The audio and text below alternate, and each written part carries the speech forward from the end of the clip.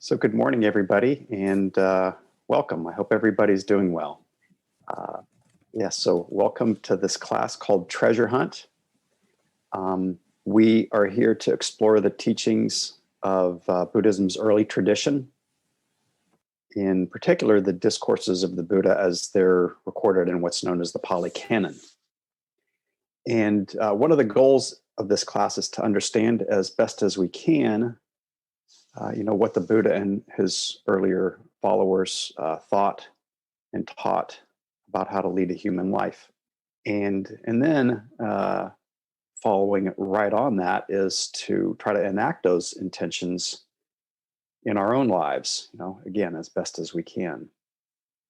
Now, if you've been coming to class, you know that we're coming off about a year and a half working with what was called the Satipatthana Sutta, translated as the Greater Discourse on Mindfulness.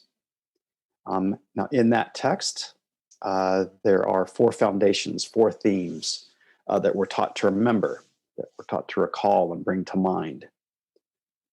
The first theme is that of the body. The second theme is called Vedana, which is feelings of pleasure and pain. The third theme was Chitta, usually translated as mind. But Chitta, just in case you don't remember, also includes what we in the West call heart. It accounts for both thinking life and our emotional life. Now, the fourth theme is Dhammas, or was Dhammas, which is basically a collection of teachings. And the last teaching in that collection of teachings is the Four Noble Truths, which are the truth of dukkha, the truth of the cause of dukkha, the truth of the end of dukkha, and then finally the path which leads to the end of dukkha. Now that last part of the teaching, it is the Noble Eightfold Path. And that last part, the path part, is the very last part of the Satipatthana Sutta. Now, because the Noble Eightfold Path is something we could spend another year on, and because there's so much good material out on it already,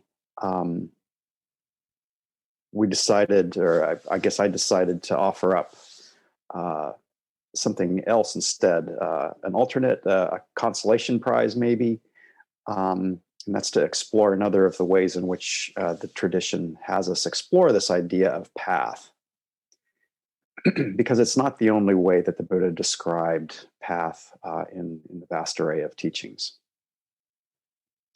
So the sutta that I'd like to share, again, which sets out another version of path, is called the Somanya Palasuta. The Sāmaññaphala Sutta. And it's the second discourse in the collection of long discourses called the Digha Nikaya.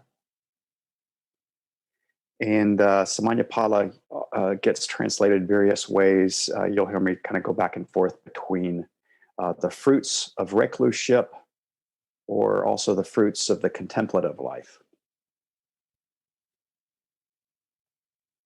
Now, you probably don't remember Andy Olinsky's curriculum, which I cited way back when we started this class, and we've been somewhat plowing through that. Well, just one thing to point out is that this is the first sutta that Andy recommends when you start to get into the long discourses. So we won't spend a year on this one like we did the last one. I'm hoping to, have a meaningful discussion about this, in 3 or maybe 4 classes.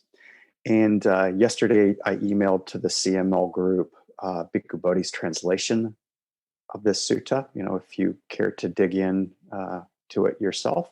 I also sent an outline of the main points of the sutta. So if you like, please follow along as you prefer. So I actually want to spend most of this first class providing the context for this sutta. one reason the sutta is interesting, I think, is that in addition to being a teaching, it creates a background narrative, which in this case is actually pretty intense. And the background narrative is important because I think we can also draw some lessons from it that we can use in our practice. So I'll do my best to point the backstory back to how we actually practice. So here are the basics of the sutta as it's set out in the beginning. The location is a city in northeast India called Rajagaha. That city is now known, I think, as Rajgir. Well, Rajagaha was built by a king named Bimbisara. Rajagaha literally means house of the king. Now, Bimbisara ruled from around 558 to 491 BCE, as I understand it. He was a warrior, and he greatly expanded the kingdom through military conquest and also through some marriage alliances.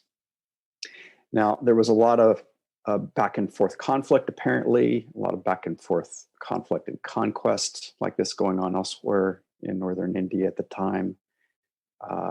In addition to being a conqueror, Bimbisara was also a supporter of religious practice, including Buddhism and Jainism.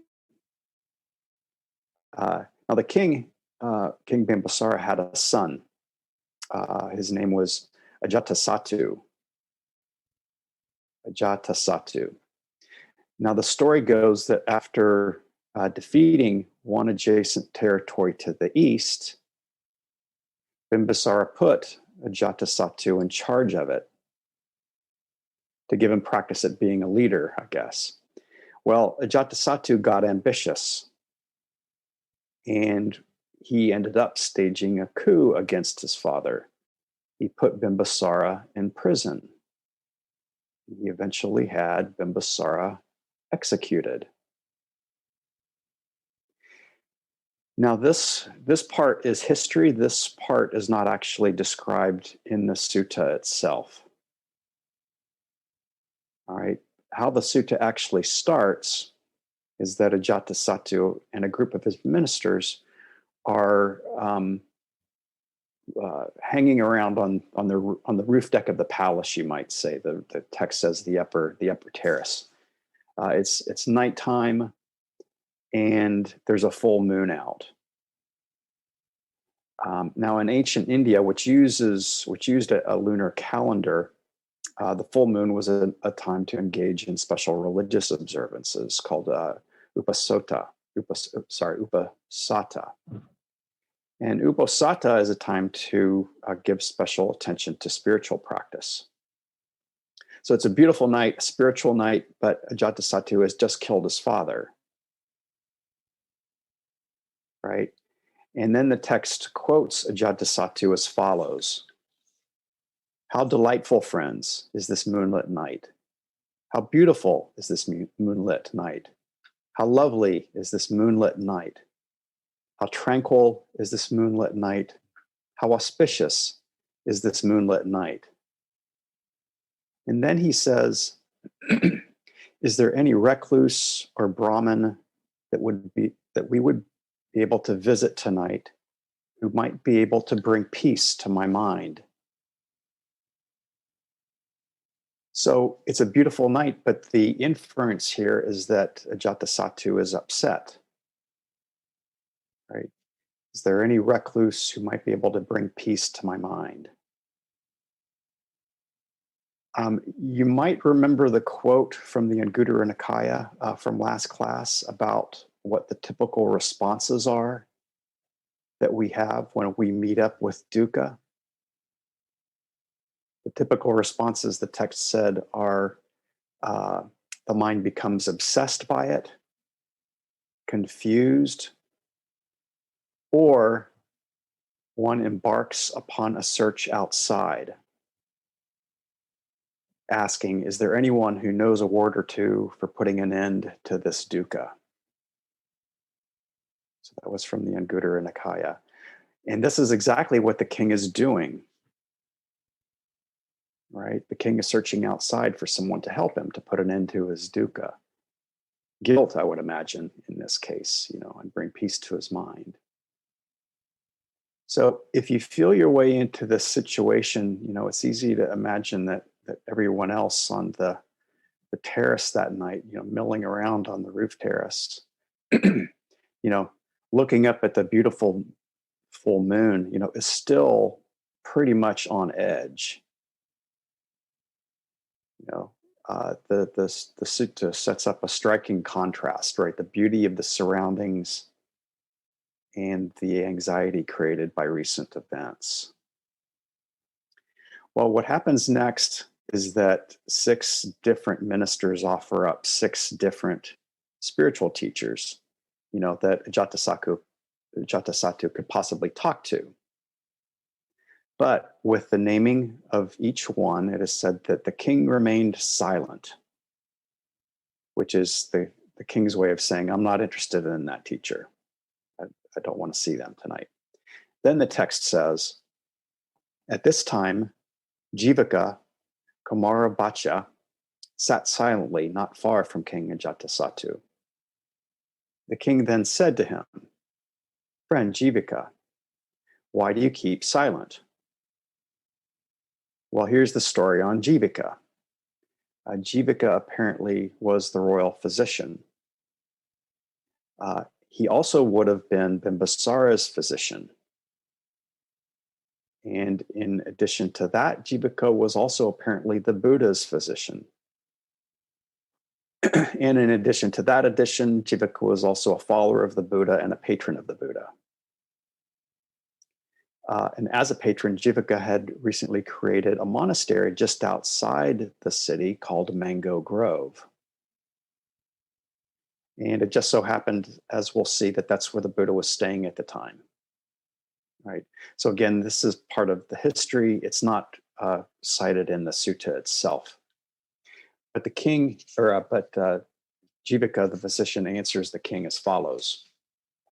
Your Majesty, the exalted one, the worthy one, the perfectly enlightened one, the Buddha, together with a large company of 1,250 bhikkhus, is now dwelling in our Mango Grove.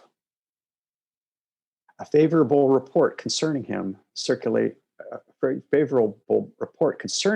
is circulating thus. This exalted one is a worthy one, perfectly enlightened, endowed with clear knowledge and conduct, accomplished, a knower of the world, unsurpassed trainer of men to be tamed, teacher of gods and men, enlightened and exalted. Your Majesty should visit the exalted one. Perhaps, if you visit him, he might bring peace to your mind. Well, Ajatasattu gets excited about this, and he says, then get the elephant vehicles prepared, friend Jivaka. And Jivaka replies, yes, your Majesty. And the text goes on. Then he had 500 female elephants prepared, as well as the king's personal bull elephant, and announced to the king, your Majesty, your elephant vehicles are ready. Do as you think fit. And the text continues.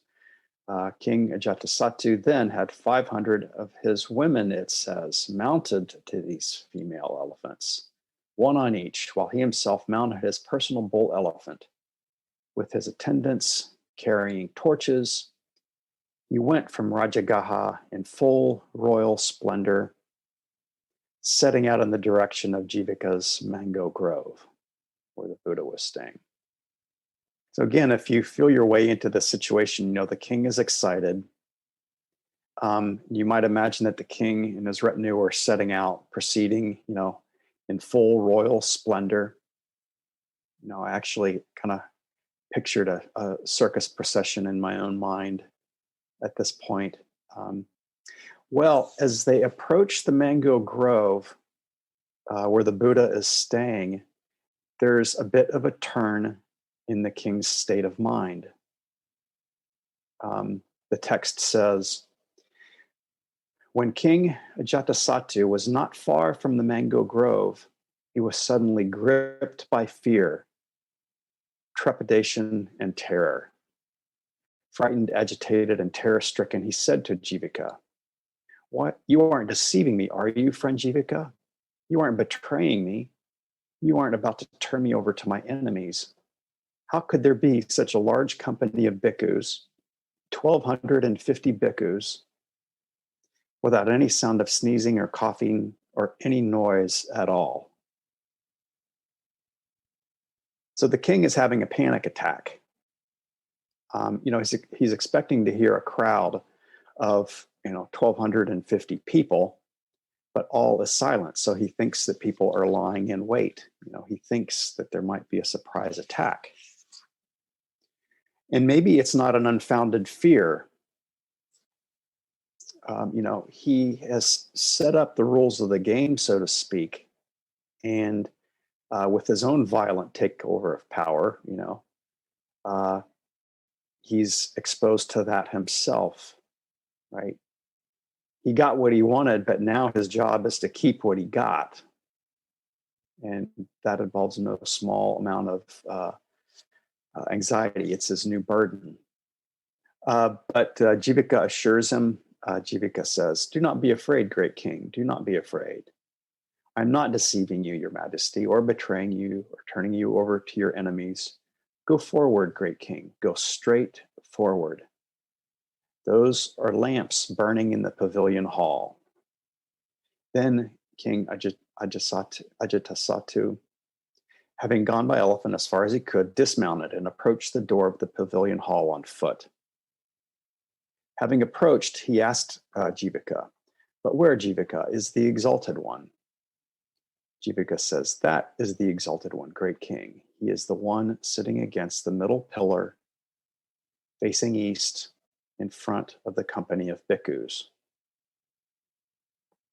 King Ajatasattu then approached the exalted one and stood to one side.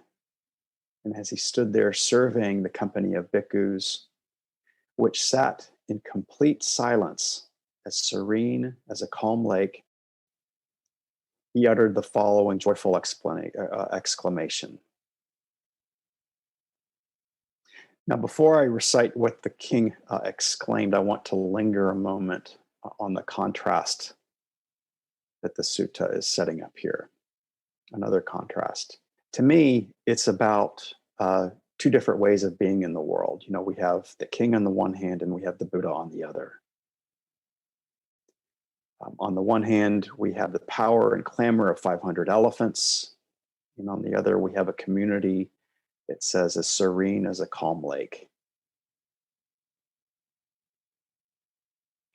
Now, even putting aside the fact that the king murdered his father, Ajatasattu is someone whose aspirations, whose ambitions are aimed at material fulfillment. He wants authority in the external world, along with all the show and the fanfare, the full royal splendor, right? And then we have the Buddha, who gave up his own worldly ambitions to find happiness and peace within. And you might even recall that when the Buddha was a child, it was prophesied that he would grow up to be either a great king or a great spiritual teacher. And at the age of 29, against his father's wishes, he left the palace and chose a spiritual path. Rather than focusing on acquisition, his was a path of release, you might say. In the king, we have one who has sought control of the world, and he's gained it to a great degree. And yet, he can't find peace in his own mind. And in the Buddha, we have someone who has understood and freed his own mind. So while these are certainly two different ways of being in the world, we can also look at them, of course, as being two different paths that our own minds and hearts can take. Now, for those of us who come to a class like this, it's probably not likely that we want to take over the world like a conquering king. But maybe we do get sometimes a little mesmerized, by our material surroundings. Maybe we unconsciously at times buy into the idea that if we just get the right external setup, that, then we can relax and enjoy final peace of mind. The alternative to that the Buddha points to is to create peace within ourselves. Right? The alternative is to create the serenity of a calm lake, within ourselves, within our own hearts. You may have had the experience of, walking around in a city, on a city street, and then you enter a museum, or maybe it's a church or a library, and you realize that you had kind of become numb to the clamor of the street, but then you enter that quiet place and it can feel so relieving. And, it can bring about a change in perspective, a shift in mood, a shift in mind, a relaxation of the heart.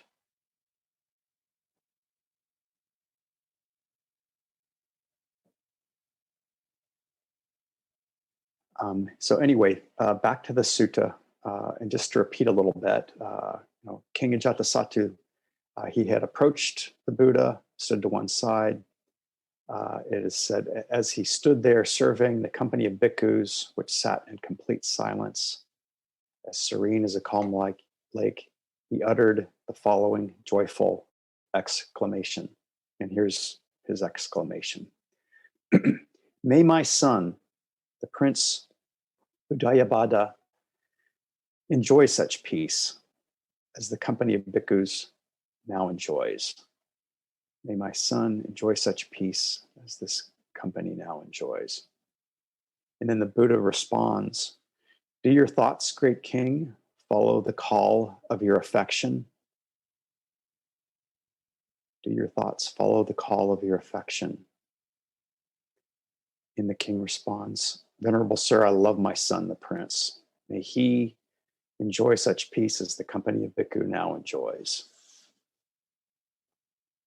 So again, Ajatasattu has another turn in his state of mind. Right? He sees these monks, he sees in these monks something that he values, a profound serenity. And his mind immediately turns toward a loved one, his son. I think it's interesting, Ajatasattu came to the Buddha seeking peace of mind for himself.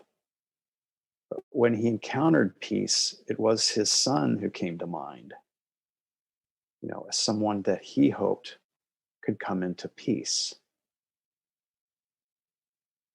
So I think it's evident that, poor Ajatasattu, he's all over the map, right? There's a lot going on here, here's the unfortunate and awful truth about how that eventually unfolds. And that truth is that Ajatasattu's son, the prince, will eventually go on to kill Ajatasattu. The prince will eventually kill Ajatasattu just like he killed his own father. He'll follow. The son will follow in the father's footsteps in a tragic way. So this is the backdrop for this sutta. I wanted to spend some time on this because I think it does such a wonderful job of shedding light on the twists and turns of the human heart. And then it goes on to offer up to us, one version of the way in which the Buddha thought to respond to these twists and turns. It offers up to us another version of the path of practice. As a setup for the Buddha offering this, the sutta describes how the king asks the Buddha a question. And here's the text.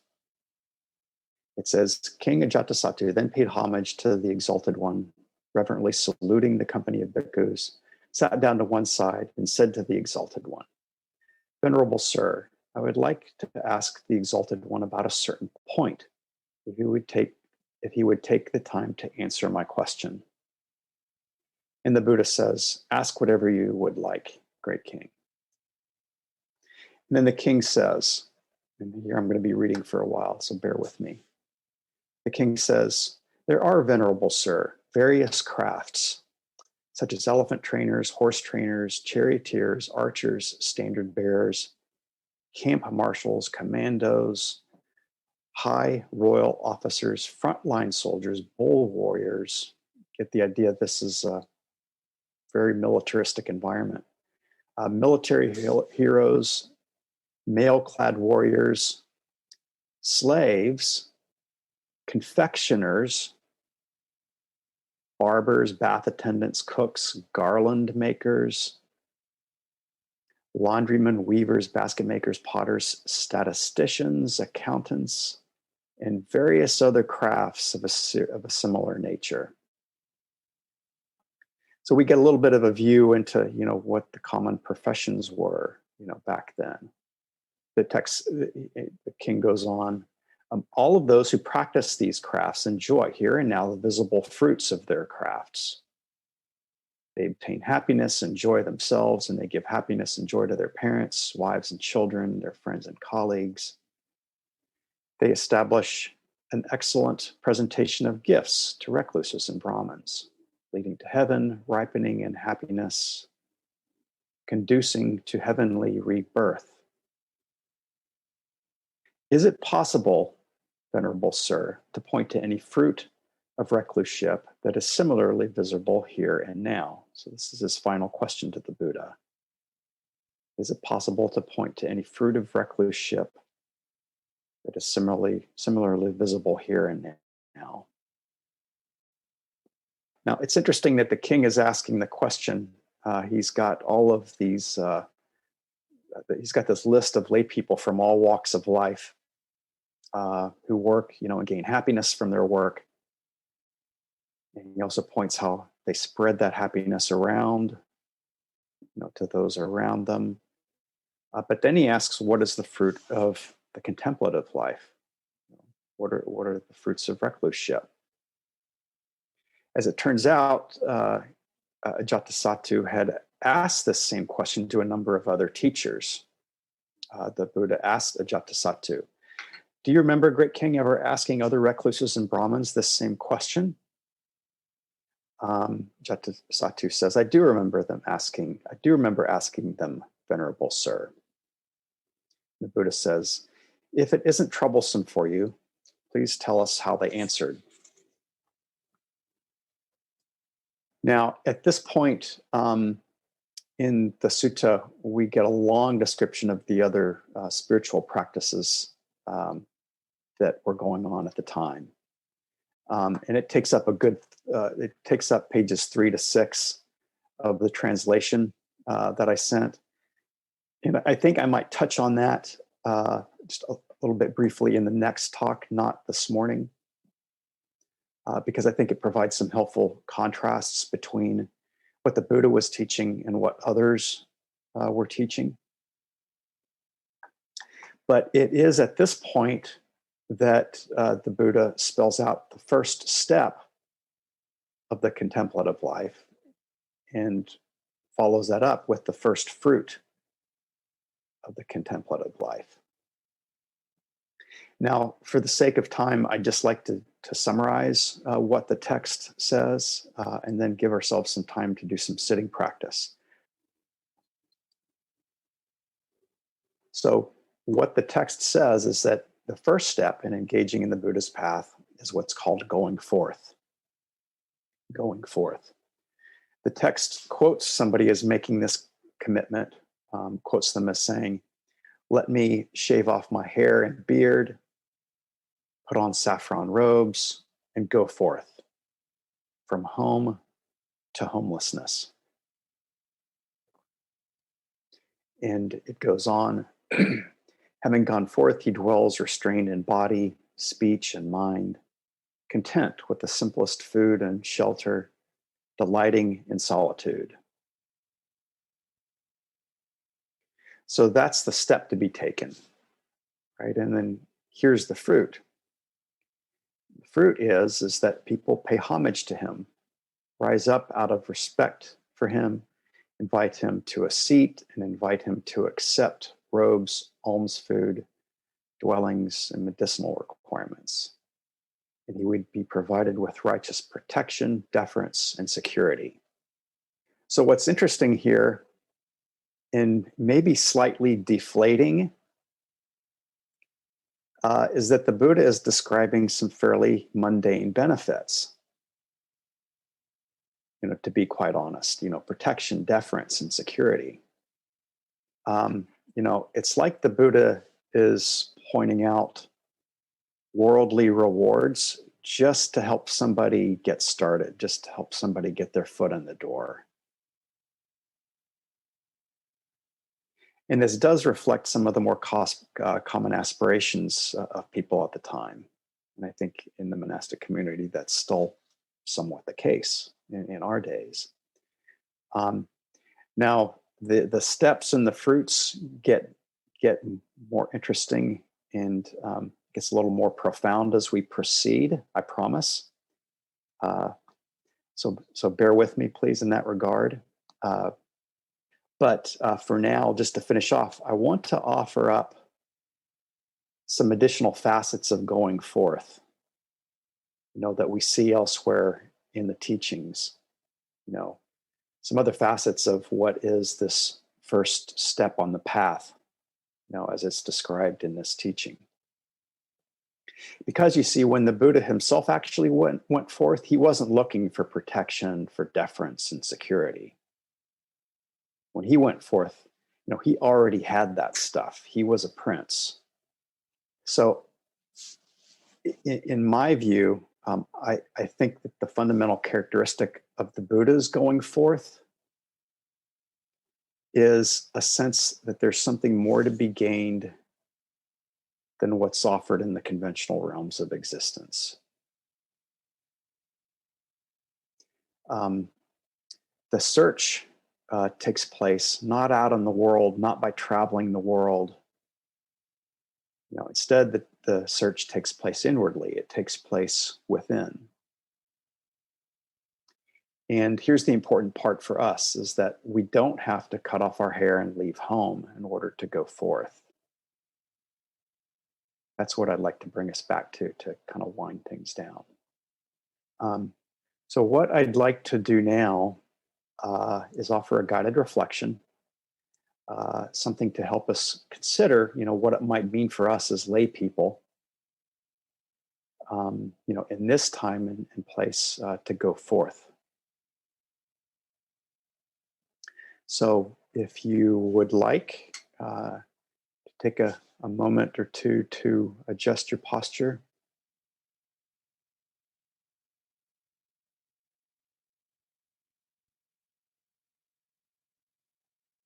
Some sort of posture you can be comfortable with for 10 or 15 minutes.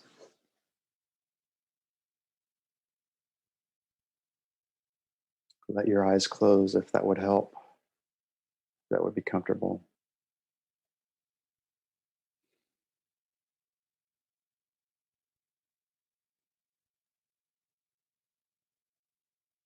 And maybe take a few conscious breaths.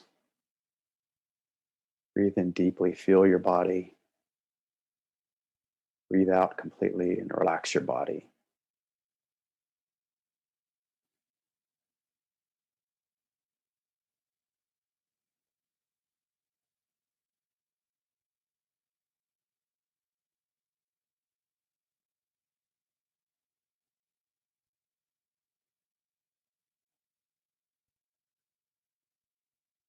Breathe in deeply, feel your body, breathe out and relax.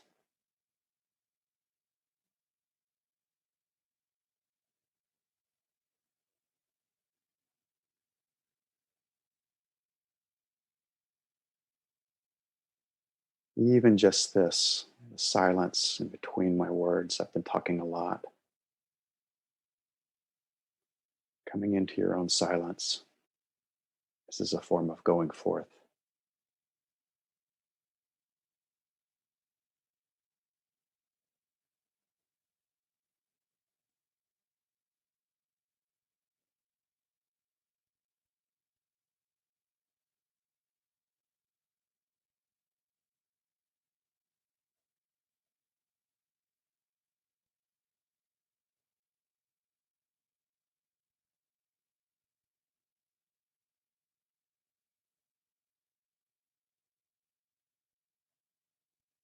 Give the mind some time to settle within the body, settle within the breathing.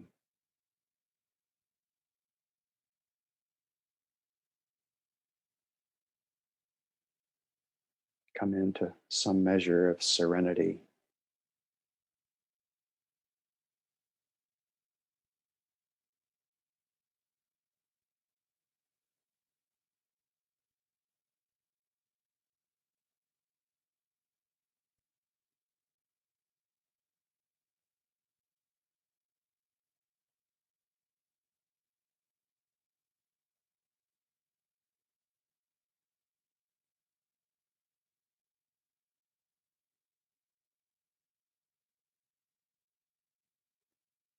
So, traditionally, going forth has meant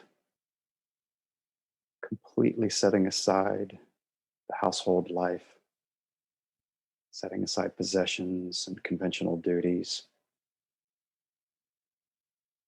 conventional pleasures, and joining a monastic community.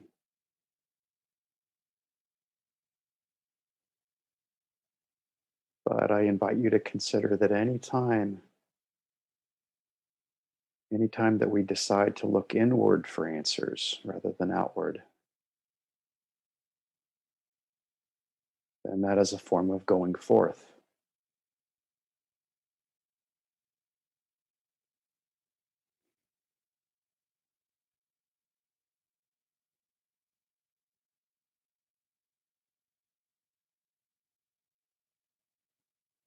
The Buddha once said that all that we're searching for can be found within these fathom long bodies, within these hearts and minds.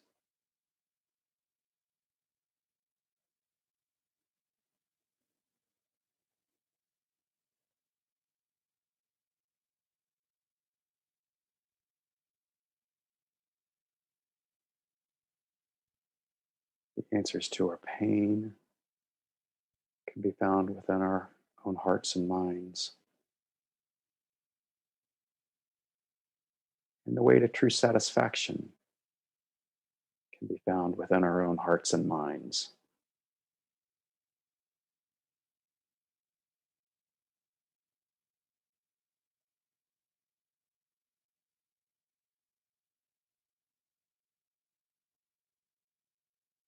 Rather than waiting for the world to change, rather than relying on the world to become a particular way, we turn inward for answers.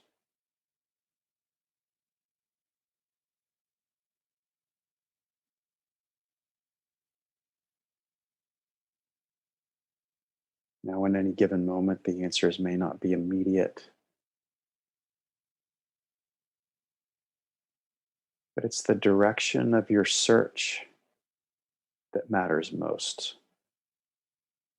in this moment of going forth.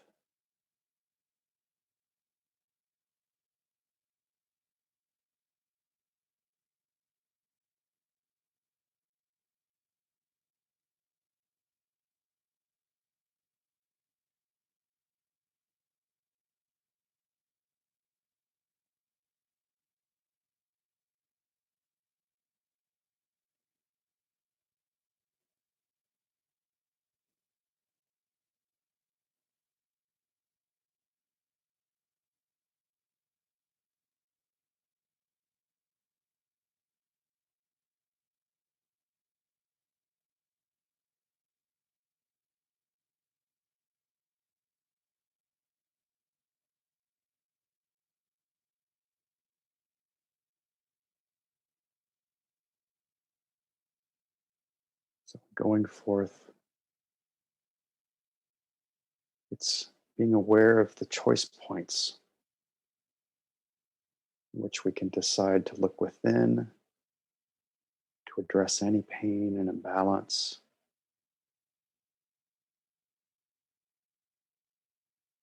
We can decide to look within to find our satisfaction.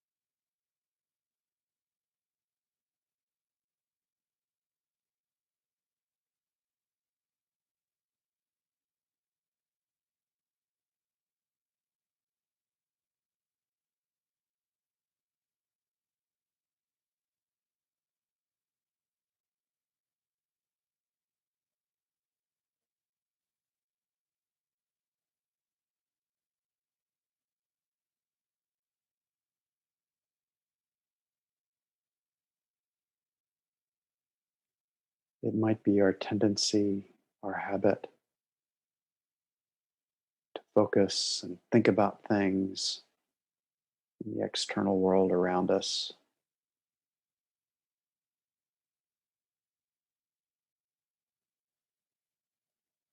It's not that we don't ever do that, but in these moments of going forth,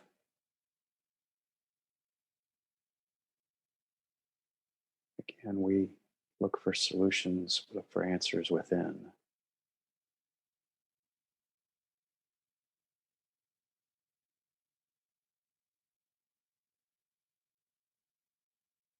Just be aware in these moments of the direction you're looking for answers.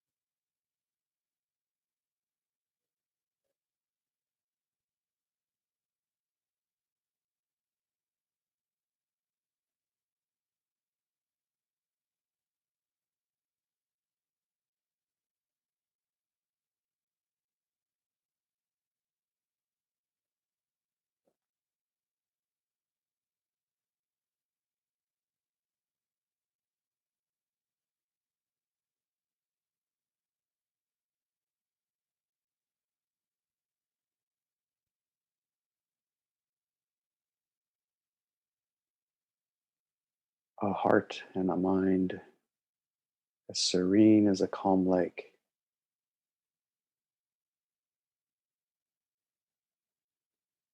See if that's possible for you right now.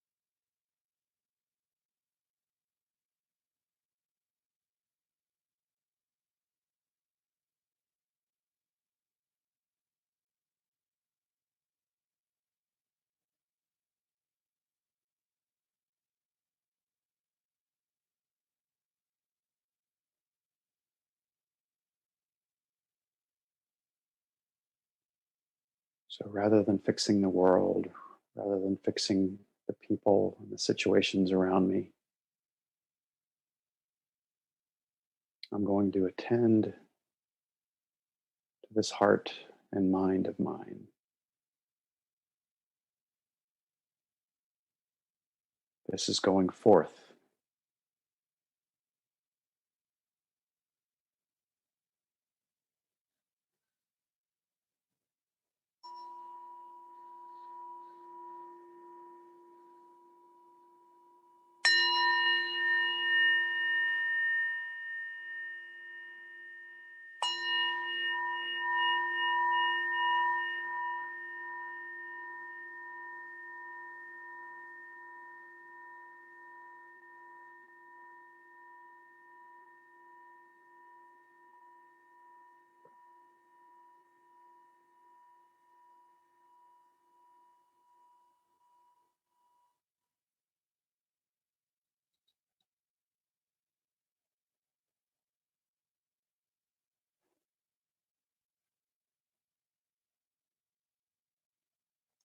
So just a few last words before we open it up for comments and questions. I do invite you as a form of practice to actually, pay attention to those moments when you go forth. You might not have used those terms before, but it's any of those moments that, you know, simply composed of, taking a conscious breath. It can be as simple as that.